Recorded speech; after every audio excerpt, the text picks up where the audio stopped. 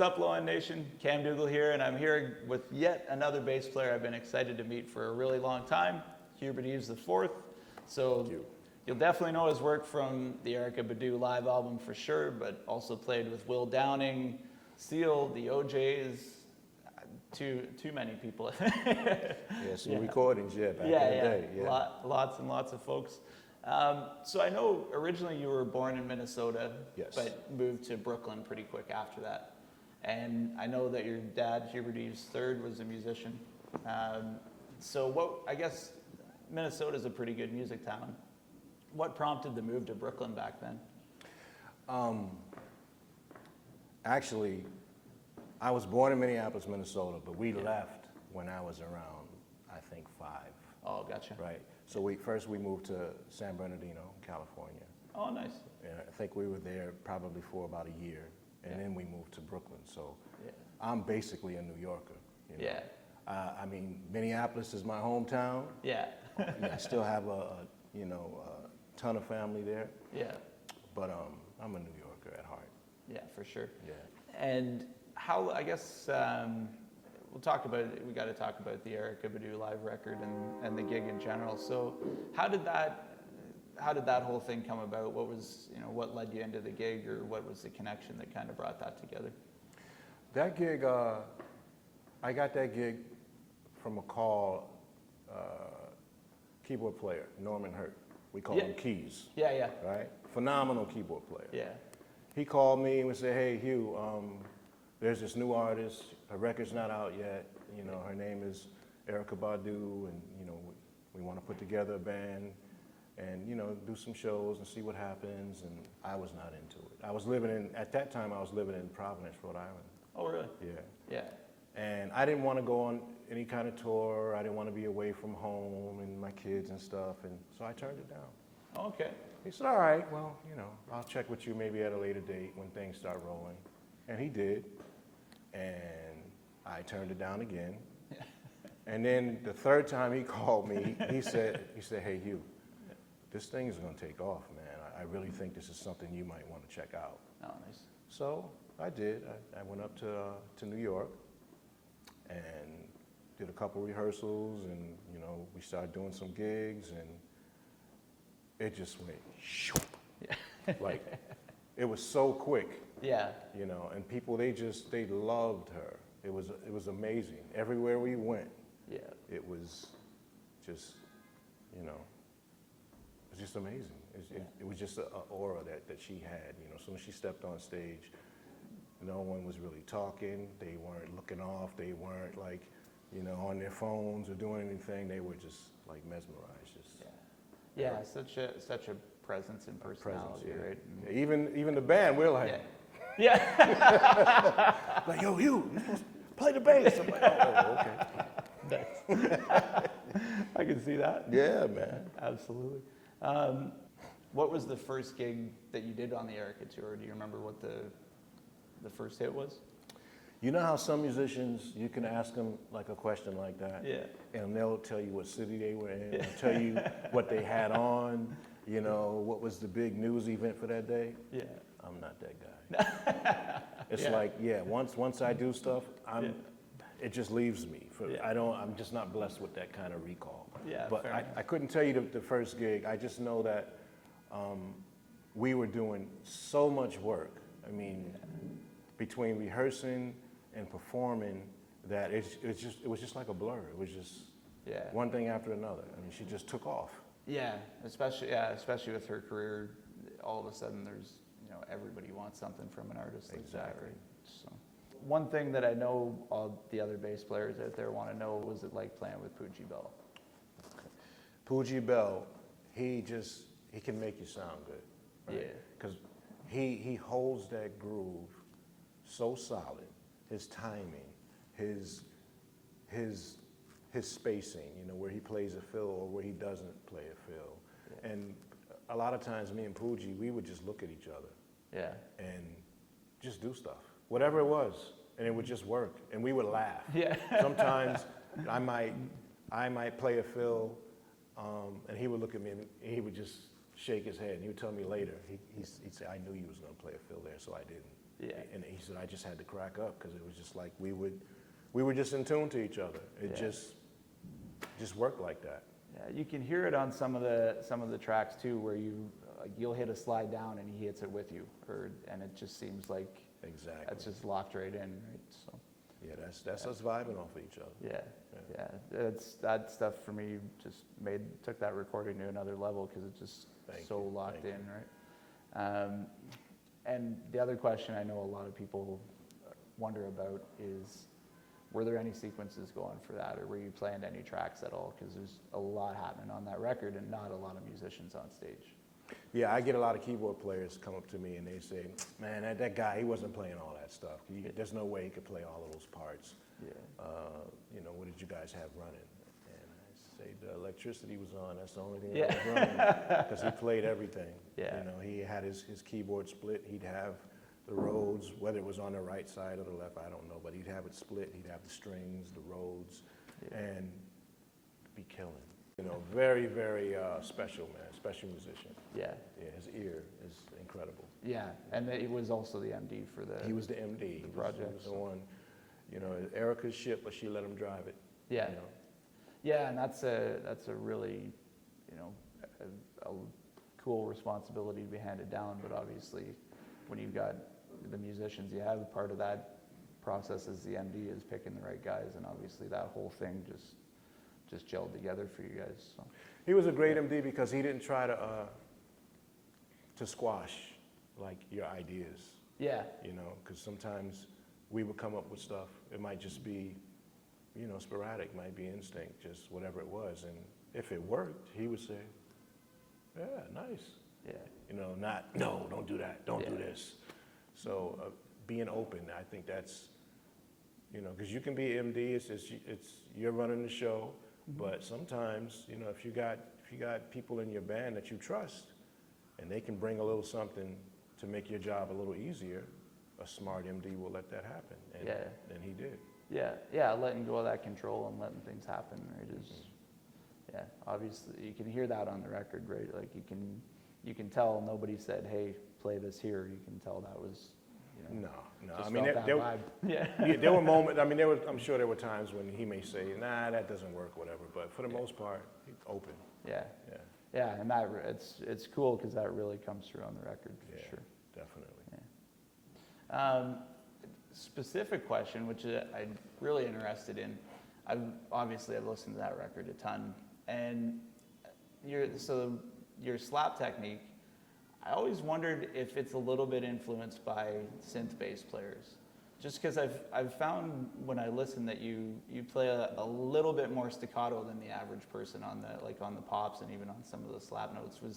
Was playing synth bass and maybe even being a drummer a bit of an influence on that, or where did you pick slap up, or what was your influence for that? I would say probably drums. Oh, okay. It's like a big influence. I mean, my main influence coming up as a kid was Bootsy. Nice. I used to call myself Hutesy. Right? When I was a kid, I had big glasses, and I used to walk around the house. I had a silver jacket, and I had a collar belly bass. Yeah. And but I think, because what I used to do, I would have 3 tape recorders. Oh, okay. And that was my multi-track. Yeah. So I would play something rhythmic on bass to emulate drums. Yeah. And then I'd play whatever I wanted, for the bass. And I would just overdub stuff like that. Yeah. Play one tape recorder, the other one records, and you play that one, the other one records. Yeah. That's how I started doing that. Oh, nice. Mm-hmm.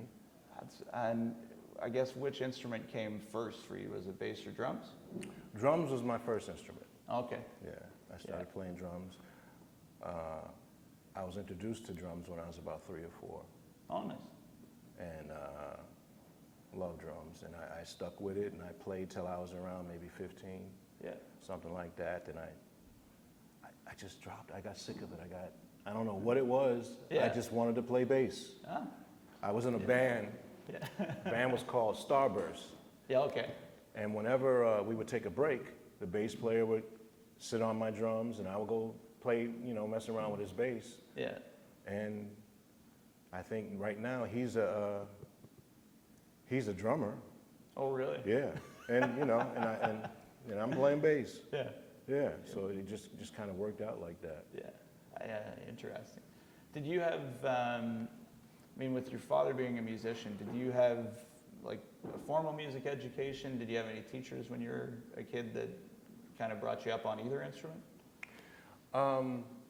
For 1 year, I took guitar lessons. Oh, okay. Yeah, and I didn't stick with it. Electric guitar, I didn't stick with it. Yeah. My dad ended up getting me. I had 2 private lessons. Yeah. On bass, which was cool, but I don't know what happened to that guy. He was a great bass player, but I don't remember. I don't know why I stopped getting lessons. I don't know what happened. Yeah, just disappeared. But from that point on, it was just, you know, playing with people, playing with records, and you know, in high school and stuff like that. But in terms of like reading music, and I can read. I'm not a great reader, but I mean I can read music. But by no means would I say, okay, give me the chart, let's hit the stage, and I'm gonna hit it from beginning to end. Yeah. Flawless. Not gonna happen. Yeah. I can read chord charts, you know, stuff like that. Yeah, and, fair enough. That's about it. Just kind of play by ear. Yeah. You know.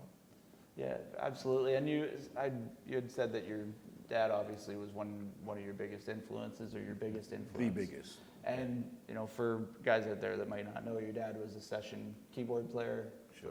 Played with Mtume and was part of the half of the duo of D-Train, if I'm correct on that. What kind of stuff would you say that he taught you, and what's maybe the most important thing you learned about playing music from your dad? The most important thing that I could recall, because it's still with me, is to listen, right? Yeah. Listen to what's going on. You know, everyone up there has a purpose. It's not about you, right? We're collectively trying to say something, and everyone takes a turn. Yeah. So he taught me to listen, to leave space, to look for the gaps, you know, especially like in terms of playing fills. You kind of want to kind of anticipate what's going to happen, right? In music, and it's kind of, to me, it's kind of like in life. You don't just live in the moment. There's certain things you want to try to anticipate. Okay, later I'm going to have to do this, or I'm going to have to go do that. And sometimes in music, if I'm playing bass, sometimes I can anticipate, okay, I think the drummer is going to do this here, so I'm not going to play a fill right here. I'm going to lay out. It's something that you just kind of naturally kind of feel. Yeah. And I can do that now, I think, because of the preparation that I got from my dad. You know, jamming with him, and him hiring me to play on records that he was producing, you know, when I was really, really young, and I would go in there overplaying, you know, didn't know the song, and whether it was drums or bass, and he would say, no, hold on, you gotta, like me and you were talking off camera about, you know, bass players playing 3 and 4 notes and grooving off that, and making you feel it. I learned that from him. Yeah, and I mean, it's like it's what our instrument's for, right? It's to get the heads nodding and hold the groove together. Exactly. If we don't have that, everything else is just kind of, you know, we got the icing but no cake to put it on. Yes, yes. For sure. You mentioned doing, you know, quite a bit of work with your dad on some sessions that he was doing. So who are some of the artists you got to play with, or, you know, play on records with through working with your dad on those? One was Jocelyn Brown, singer. Yeah. I think the song was called Egomaniac. Oh, nice. I played bass on that. Yeah. I played on a lot of the D-Train songs. Yeah. I played on a cut called In Your Eyes, which I also co-wrote with my dad, and D-Train, James Williams. So your dad was a session keyboard player and did some work with Mtume. What are some of the Mtume tracks that he played on? Yeah, back then they were kind of like a rhythm section that they were killing, man. They were doing, Mtume and Reggie Lucas, they handled the production, but the band, they were incredible. They did Stephanie Mills, Phyllis Hyman, some stuff for Roberta Flack, and of course Mtume, the band. Yeah. you know, they were really, really funky. You know, for a minute, they were kind of like, to me, they were it. They were it in terms of a rhythm section. Yeah, for sure. Yeah, killer band. And just for the, you know, the folks at home, if you haven't checked it out, your dad's got his own solo record. I think came out in like 77, if I remember. That sounds about right. Yeah, it's called Esoteric Funk, and it is just an absolutely beautiful record, beautiful vocals and piano. So check that out for sure. Coming into the Erykah gig, a lot of gigs can be different depending on the MD and the artist, but obviously, you know, a ton of us bass players absolutely love what you did on that record, love the playing on it. Was the direction, you know, did they want you basically just to do your own thing and make the tracks yours, or was there certain things that they were really stuck on, you know, this has to be that way? Pretty much, you know, it was just the three of us up there. Yeah. Poogie Bell. Yeah. Yeah. Love Poogie. Yeah. Woo. Yeah. And Keys. Yeah. And of course, you know, our background singers. Yeah. Lovely, talented singers, and Erykah. But Erykah was kind of like a free spirit. Mm-hmm. She knows exactly what she wants, and she definitely knows what she doesn't want. Yeah. So, and Keys, he kind of, you know, he was the one running the show musically for the most part. Yeah. And he would give us a direction, but he would let us do our thing. Yeah. You know, a lot of stuff just happened on stage. Yeah. You know, each one of us, we were just kind of vibing off of each other, and things would happen. And we would make adjustments to things in rehearsals and sound checks. But pretty much it was just like, just go. Just nice. do what you got to do. And if Erykah didn't like something, she would either say something at the sound check or rehearsal, or Keys would. But like I said, for the most part, we were just vibing off of each other. Nice. And you were, at the time, you were playing a Music Man. Is that? I think when I first got that gig, I was playing a white Music Man. Yeah. Yeah. And then I ended up, I think I went to MTD after that. Yeah. I'm pretty sure I did. Yeah. Was there, when you were playing the Music Man, had there been an inspiration for the choice of that bass, or was it just a bass you picked up and? I saw the bass. Yeah. I thought it was a beautiful bass, and it sounded good. Nice. And I bought it. Yeah. You know? Nice. Yeah. But I remember going to Rudy's Music Shop. Yeah. I had actually went there to purchase a Zahn bass. Oh yeah. Yeah.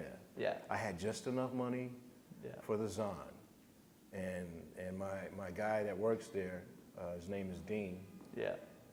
Do you know Dean? No, not well. He's a great bass player too. Oh, nice. Yeah, he's a really good bass player. Yeah. And he said, Zahn, yeah, that's really nice, man. But have you ever played MTD? And I said, no, never. Oh wow. He goes, really? I said, he said, you should check it out. Okay. I said, all right, I'll check it out. And I played it, and it blew me away. That was it? It blew me away. Yeah. And I was like, I gotta get this bass. Yeah. And I saw the price, so I put it back. Yeah, that'll happen. Yeah. And I was asking him, I said, look, does Mike, does he do endorsements? You know, is he somebody that I can talk to? And he was like, yeah, you know, maybe you can talk to him. I don't know if he does endorsements. You know, as we're talking, guess who walks in? Oh, really? Mike Tobias. No way. He was making a delivery. He brought some basses in. Yeah. And Dean introduced me to him, and we spoke. And, you know, he didn't give me anything. Yeah. but we worked out something that we were both comfortable with. Yeah. And I've been playing MTD ever since. Yeah. I mean, my MTD it covers everything. Yeah. I love that bass. Yeah. And I owned one briefly, and the clarity on those, like the playability, and just you can get as high up in the register as you want, and it sings right. So. And it holds the bottom, and that's where I'm at. You know, I really like just the fullness, fat, you know, sound that you can get out of that thing. Yeah, 100%. And that, like you said, Bootsy was a huge inspiration when you were first learning. Are there other guys maybe along the way that you started really getting into? You know, the usual suspects. Yeah, yeah. You know, your Marcus, Byron Miller. I really like Sekou Bunch. Yeah, You know, Victor Wooten. But I also have just like friends that I grew up with who are just like, they may not be household names, not everybody may not know them, but you know, these guys, you know, you got Ron Long, Jerry Brooks, I don't know if you know these guys, but there's so many of them. So I don't want to name everybody, I don't want nobody getting mad at me. I would just say, New York, all you guys that know me, you know that I got love for you, and I can't mention everybody's name. I'm probably not going to remember right now anyway, but there's some bad boys here. Yeah, absolutely. Along with all of the usual, you know, suspects that we all come up listening to. Yeah, but you can, like we were talking earlier, you can walk into any club and just be surprised and find you see somebody in there burning, and you might not even know who he is. You know, absolutely. A friend of mine had moved to New York to study with Randy Brecker at one point. He's a trumpet player. And he told me the story where he moved down, he'd been here a week or something, and he was in his apartment practicing trumpet, and he'd ordered a pizza. And the pizza came, and he opens the door, and the guy says, "Oh, you're a horn player." He's like, "Yeah." He says, "Oh, I am too. Can I try your horn?" He says, "Yeah, sure." And he said the pizza man demolished him. So he said that's the caliber that you're looking at in New York, is it's just, you never know who's never know. What, right? Don't ever turn your head up. You might get your feelings hurt. Big time. Somebody might come to you with a UPS uniform on and say, "Hey, can I check your bass out?" Yeah, go ahead. Burn you right off your instrument. Everybody is just walk and be humble. That's my motto. Be humble. Yeah, I think that's a really important motto for anybody. Sure. Really. Absolutely. After the Erykah gig, obviously, I think you got a little bit more into the writing and production after that whole thing had come through. But that's something you started obviously when you were younger, and was that a bit influenced from working with your dad? Obviously, you were a co-writer on some of that stuff as well. It definitely started from at home watching my dad, because my dad always had equipment in the house. You know, he always had a studio in the house, and whenever he would record, I'd be right there watching and listening and you know, helping and learning. And it got to a point to where you know, we would always jam together. You know, this is when I was really playing drums. I wasn't even playing bass at the time. We were always jamming, and he would be recording, and I would be helping him. You know, he would tell me to push this button or do that or whatever. And it got to a point to when he wasn't home, I would sneak in there and turn stuff on and start. Oh, nice. And this was back when everything was analog. So I was changing all his settings, and everything was all messed up. He would come home. He called me Little Hugh. Yeah. Little Hugh, come here for a minute. I go downstairs in the basement. I'm like, what? He goes, were you messing with this? You know, he had a Moog or whatever it was. He said, you changed all my settings. And I forgot to put it back, that kind of stuff. And he's like, okay, you want to start using this stuff, you got to learn how to do it the right way. So he gave me a stack of manuals. He's like, don't touch this stuff unless you read these manuals. Okay. So I took the manuals and put them off to the side. I never read them. You know, I told him I would read them. And I would still sneak down there and, you know, and I was writing songs, doing, multi-tracking. Just from watching, you know, it was something that I loved doing. And then I remember he gave me, it was a Fostex X15. Oh, nice. 4-track cassette recorder. That was my first multi-track recorder. Oh, nice. I tore that thing up. I was always writing and bouncing tracks, and I just kept rolling from there. You know, different Tascam 688. You know, this stuff I remember because I loved it. I was all really about the into gear. it. Just the writing and production. I think. I love playing, and I'm always. That's going to be my first love. But I really, really like being in the studio. You know, I like to be able to have a concept and make it happen. Nothing feels better than that to me. Somebody had said something about that, like you're sitting there with nothing, and all of a sudden, a few minutes later, you've got something, and you just keep building on it, and then you can do that whole thing over again. And that, I guess, I think you mentioned the term creative mind earlier, but with creative mind, you just want to keep putting stuff out there, right? So, especially when it comes from like a thought, like you might be on a train, you might be walking, and I'll hear a melody or something, and I might sing it into my watch or my phone or whatever. Yeah. And I can pretty much hear, okay, I'm gonna have this done here, I'm gonna have this done, and this is gonna be nice, and you hear it, you see it. And some things I can do myself, but as I've gotten older, I don't want to play drums on my stuff. Yeah. I can if I want to, but I don't want too much of myself on my production. Yeah. I like to include other people so they can bring another flavor. So it's just not too much of me. Yeah. Right? And I think that it makes my job easier as a producer, you know? Because if I'm doing everything, I'm gonna wanna like it, because I did it, right? Yeah, it's hard to give yourself trouble. Yeah, and sometimes you might be off the mark. Yeah. But it's better for me when I can sit back and say, okay, no, don't play that there, or play this here, or you got it, you nailed it. You know, that's where I'm at. I really enjoy doing that. Yeah, and we talked about this a bit earlier, but you did a record that I really loved, the Alyssa Ori record, which there's some things you told me today that I didn't know about it. So can you tell us a little bit about that record? Yeah, well, that's my wife, Alyssa Ori, the beautiful Ori. I call her Oreo. Yeah, yeah. And yeah, that was the first project that her and I had worked on together. Yeah. And she has a jazz background. And when we worked on it, I'm coming from more of an R&B, funk kind of background. I remember her saying to me, we did a, I don't remember the name of the song, but one of the songs, it was a jazz standard, and I made it more into an R&B kind of feel. Blue and Green. Might have been Blue and Green. Yeah.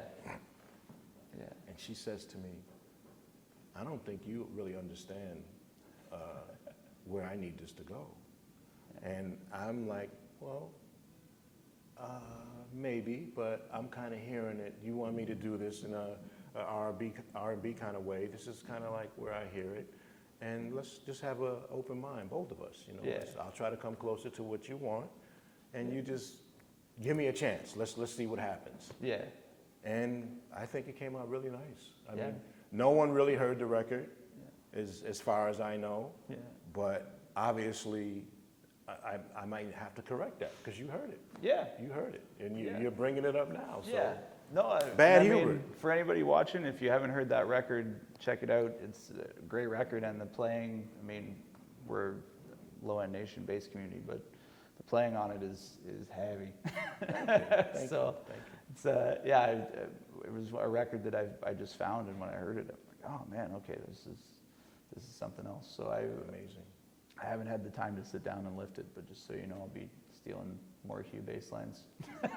Take them, please. A little bit later down the road. It's interesting to me when people that are great musicians and are able to play with other people, be successful as a sideman, and also write and produce. Just the overall approach. So for you, do you find that you come up with a certain part of a song before everything else and it's always the same, or is a certain song set off by a melody and then a groove? What's usually your process for that? I would say that it's never really the same. Yeah. Usually it's I'll hear some kind of a melody in my head, and I might go to a piano and figure out what the chords are, and I might take it a little further, or it might be something where I feel like it may be more than what I can handle, so I'll get somebody that can come in, and we'll work it out and see what it is. Yeah. But it's never like really one way. Like I don't have a template. Like I use Logic Pro. Yeah. I don't have a template set up to where like some guys do that and it's fine. Yeah. Where they do it the same way every time. Yeah. I just kind of like it's a feel. If something feels right, I start with it. It could be a keyboard part. It could be a bass part. I might write lyrics to just a bass part, or to just a keyboard part. Or to a drum groove. It might just be a groove, and then just kind of fill it in as I go along. Yeah. And having started out playing, you know, essentially playing in the studio when you were fairly young, a thing I'm always interested in is how people came to learn about pocket, and whether that was something for you that you know, did that naturally come about, or did you get in the studio and all of a sudden, you know, it was like, that doesn't sound quite right, and had to sort of figure out where to put things in order to create that pocket? No, it wasn't natural for me. No? No, I was definitely taught the concept by my dad. Nice. Because when I was younger, and he would put me in situations, whether it was to play on a record or to just jam with him at home in the studio, I was all over the place. Yeah. If I'm playing drums, I'm playing fills, and I'm trying stuff, and my dad would be like, "Little Hugh, come on, you gotta, you know, play the same thing at least for a few measures." Yeah. And I used to get all upset and think he was being critical, and so that was something that the concept was drilled into my head by my dad. Yeah. And eventually, once I understood that he knew what he was talking about, and that was real. Yeah, it's instinct. I feel that, you know. Yeah. It's just like a conversation. I'm gonna stop and allow you to speak, and you're gonna stop and allow me to speak, and it flows. Yeah. Music is the same thing. You know, sometimes you can sit with a person and they don't shut up. Yeah. Right? I was that kind of musician in the beginning. I wouldn't shut up. Yeah, yeah. Unfortunately, I think a lot of us go through that at a certain age, right? It's that just trying to show everything you can do and not really paying attention. But we were kind of talking about it earlier, and listening for that. You can tell when somebody else is going to go for something, and when you can hear that, all of a sudden, you know, if two people play a fill at the same time, it usually doesn't sound. Yeah, it's like you and I talking over each other, right? It's just doesn't really work. So you have to go through. I think in a lot of ways, with pocket, you've kind of got to go through the experience of overplaying a little bit, and have some other musicians be like, "No, that doesn't sound like." Usually when you're overplaying, you can do it with your friends that are overplaying too, because nobody's really listening to each other. Exactly. But when you play with a couple other musicians and they're like, "No, that's not." Oh, they stop calling you. Yeah. You know? And then you find out, okay, well. Yeah. Somebody tells you. Yeah. Well, you know, I heard, you know, and you know, you got to make the adjustments. Yeah. Definitely. Because I know when I'm playing drums. Yeah. If I'm playing with a bass player, it's almost I don't want to say curse. That's kind of dramatic, but when you write and you produce, you hear everything. Yeah. Because I'm used to sitting with headphones, and when I produce or if I'm mixing, you would think that something's wrong with me.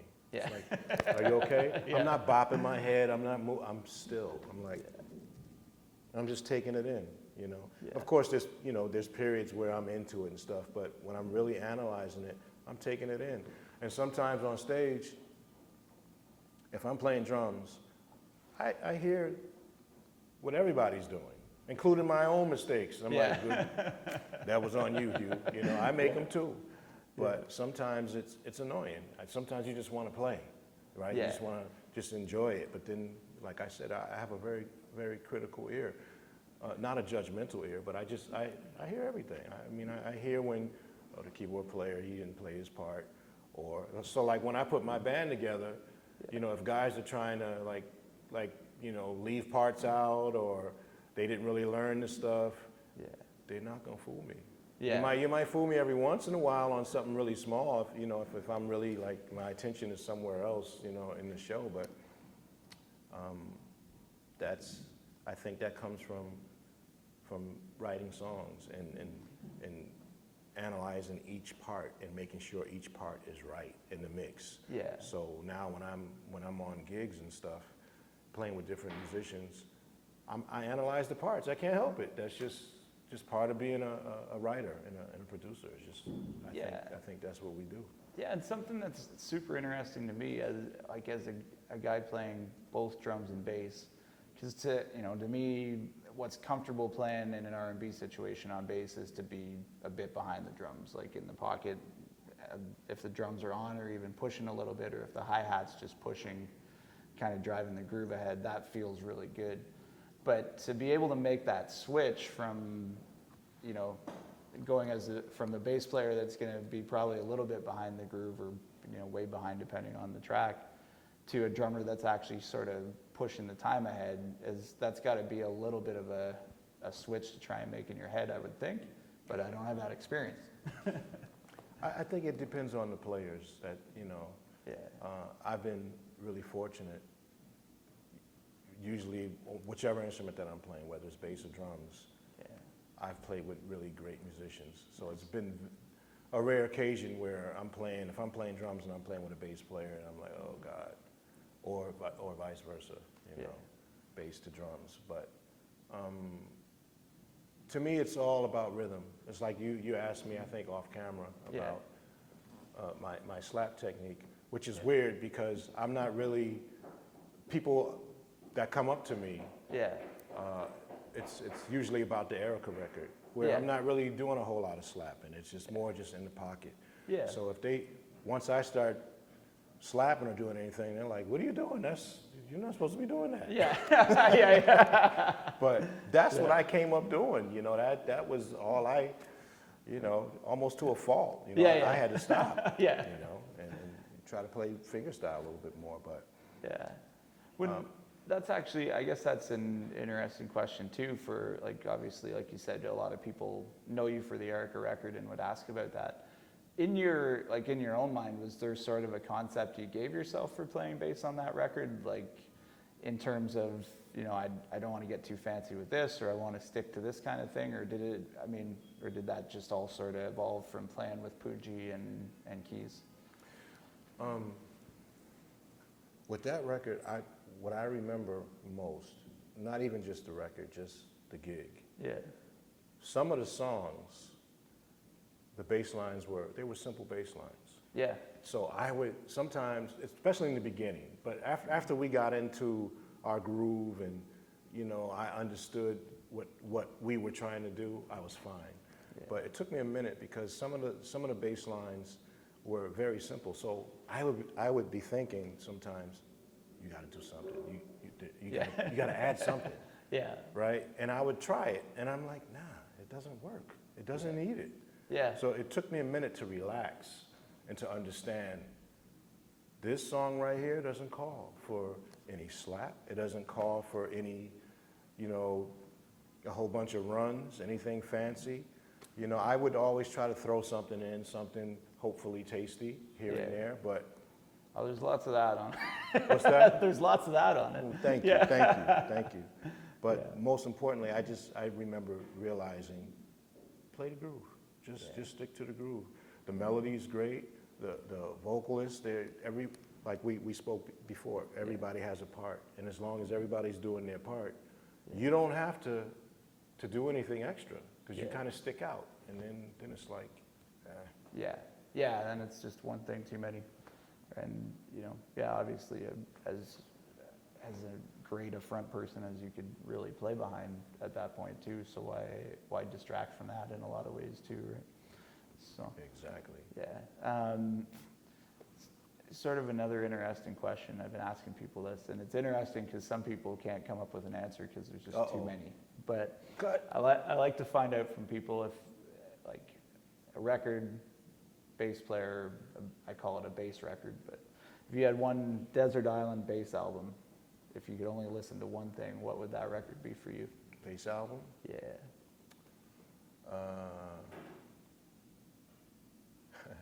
It would probably be the name is Bootsy. Yeah. Yeah, that's I still throw that on. Yeah. I knew it was going to be a Bootsy record. Yeah. So. I mean, there's so many records that I could name. Yeah, for sure. But Bootsy was just the biggest influence for me. I just, even the way he spoke. Yeah. He also played drums. He was a phenomenal drummer. Yeah. In terms of, his feel was incredible. And he would play, the fills that he would play, they weren't just your typical, it was off, it was syncopated, he was just Bootsy. Funky. Just loved him, yeah. Yeah. Absolutely. I guess I've been asking people this question too, and it's an interesting answer a lot of the time, but out of, you've had a lot of really great musical experiences with a lot of great musicians. What are you most grateful for so far in the career that you've built?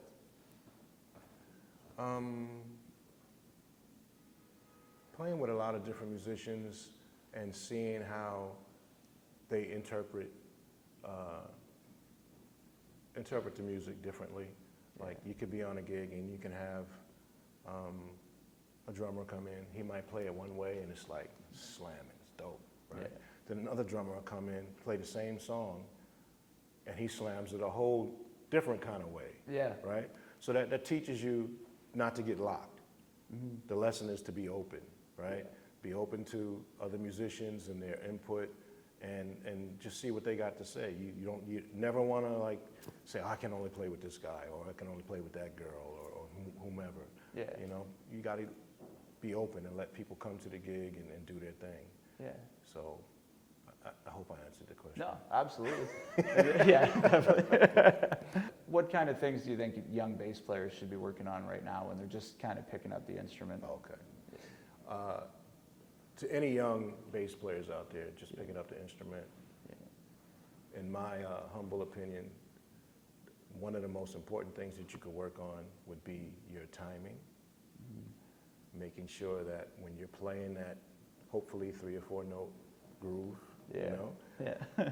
You know, if you're playing with other people, that you're consistent, that you know the song, you know the arrangement. Mm-hmm. You're not switching up every other measure, driving a drummer crazy, and then driving the singer crazy. Yeah. You know, just respect the composition. Yeah. And then once you know it, and once you know it inside out, then you can experiment here and there. You know, everyone trusts you at that point. Yeah. Yeah. Just don't come in just owning the song that you didn't write. Yeah. Yeah, no doubt. Yeah. Guns blazing. And exactly. Yeah. Absolutely. You've also got a record of your own coming out right now. First single's coming out soon called Da Di Da. Yes. Tell us a bit about that record. Da Di Da. That will be available on the 27th, this coming Friday. Nice. So I'm really excited about that. Yeah. It's a very interesting song because it wasn't originally called Da Di Da. Okay. It was called Groove With Me. Nice. And I had more vocal on it, and I had chants, and I had, you know, just all kind of stuff going on. And for the smooth jazz genre, you kind of have to, especially as a new artist, I'm considered a new artist, even though I'm, you know, I'm an old boy. Yeah. You just can't come in doing, you know, your thing the way that you exactly hear it. Sometimes you gotta check out the format and see what it is. Yeah. And I think that it had too much of a vocal on it, and I almost scrapped the whole song. Okay. And I started working on other stuff, but then I just really loved the track. And I said, you know what, I got to come up with another hook, just something else that's catchy. And I just kept hearing that rhythm, you know, with Da Di Da, and doesn't really mean anything. Da Di Da can mean whatever you want it to mean. Yeah. You could be like, man, he played the Da Di Da out of that bass line. Or, man, I'm so pissed off, man. Yeah. Da Di Da, you know, whatever you want, however you want to use it. Yeah. And so far, I've been getting a pretty good reception, you know. Yeah. So we will see. Nice. We will see. Yeah. I know it went for ads on smooth jazz radio, so I got a few ads. Nice. So we'll see. We will see. Nice. Yeah. And I guess actually as an artist, that'd be some interesting input, kind of having seen a bunch of different sides of the music industry. Aside from bass players, what advice would you give to any artist that's just trying to make their way in an industry that, like we talked about, has kind of massively changed since either of us got into it at different points? I would say, like coming up back in the day, you know, there was record companies, there were, you know, managers and agents and people that took care of everything. Yeah. Pretty much for you. You were the creative force and you did your job.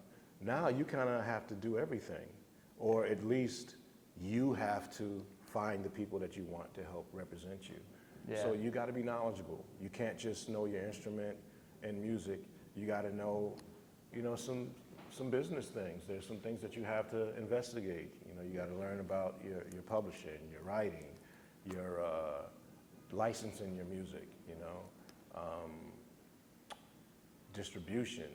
Yeah. There's just so many different things that you got to investigate and look into. So I would say, especially for the young kids, because they master everything now. They get on computers, they master them, they're mastering, you know, they learning all their skills and doing all this stuff at a high, like we spoke off camera, these 12 and 13-year-old musicians, they can play anything. Yeah. So learn the business. If you can master all of that other stuff, try to master the business, which you never will, because there's always something to learn. And always evolving. Yeah. Yeah, and I think that, you know, that opportunity to just be an artist that somebody finds and picks up is kind of diminishing all the time right now. So it is, you know, we've got lots of great tools to be able to do everything yourself, like you said, but it's knowing what to do with them is the thing that people have to get down, I think, at this point. So. That and knowing when to step back. Sometimes I think people, they try to do too much. Yeah. You know, it's like you do what you can handle and what you're good or great at.